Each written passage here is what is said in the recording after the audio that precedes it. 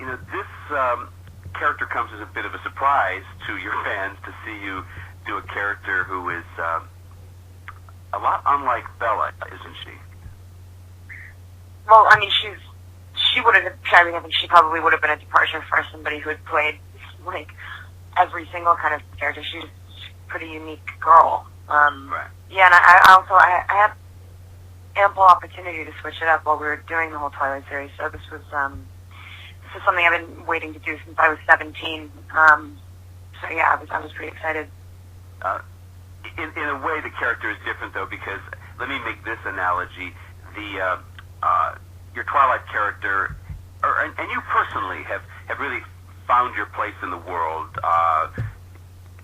The character of Mary Lou has not. She's a wanderer. She's searching for something, isn't she? What do you think she's searching for?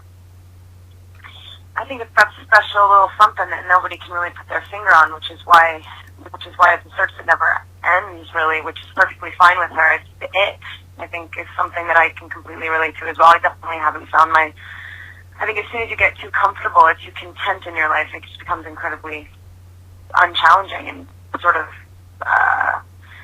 you put limits to your life, and to think that you can project in the future and and think that your expectations now are going to be the same as they're going to be in a year's time or 5 years' time or 10 years' time is silly. And so she definitely is sort of this like bottomless pit of like empathy and understanding, and doesn't ever think that she knows it all and wants to figure it out. And I can completely relate to that. It's why I love the book. It's why the book is not irrelevant for, like 50 years. Right. Mary Lou is Dean's ex-girlfriend, ex-wife, but she sticks around. Why do you think she sticks around with him? They're so in love with each other's lives. They would never want to deprive one another from that life.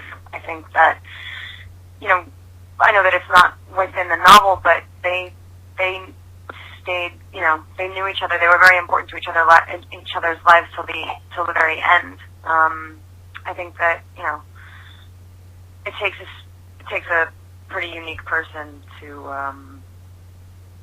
it's not about being above emotion or like above jealousy or having sort of like a detachment from yourself. Like, she's definitely sensitive and emotional. It's just that she loves that life. She doesn't want to stop it. She wants it to thrive. She wants to watch what happens. And, and there's nothing unequal about it either. He felt the exact same way about her.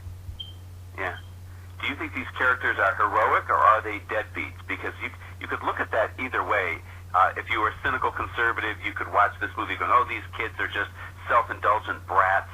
Or you could look at it as maybe some young people do, looking at it saying, no, these are people who refuse to live within the confines of life back then, and they're breaking loose. So what are they, heroes or deadbeats? I think they are who they are.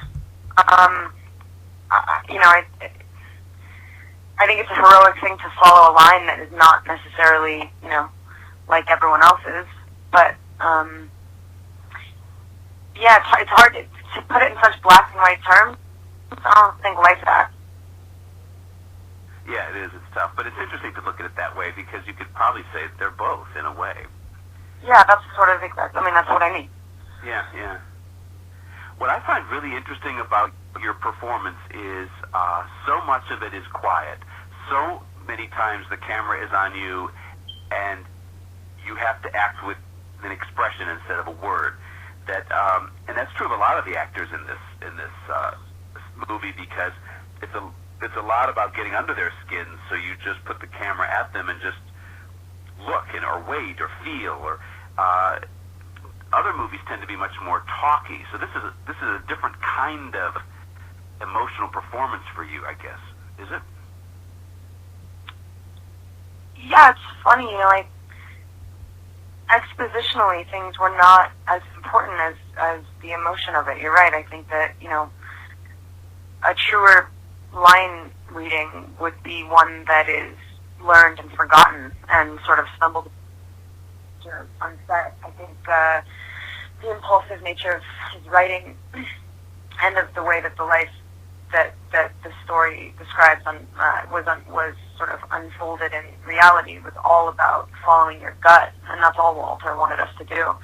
And he sort of laid really amazing foundation for us. We technically speaking, knew everything about these people. We knew about everything we could possibly know, and then also, it was important to sort of pretend like you didn't know it and sort of just feel it in your bones and let it happen and not be too concerned about what you're saying as long as the right feeling's getting across.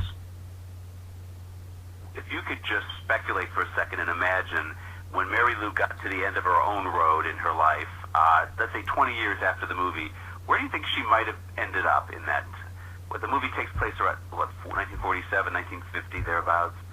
So if she had lived... We were allowed to know so much about the real people behind the characters. I know exactly what she was doing in 20 years. She was living in San Francisco with her daughter. I think she owned a nightclub at that point.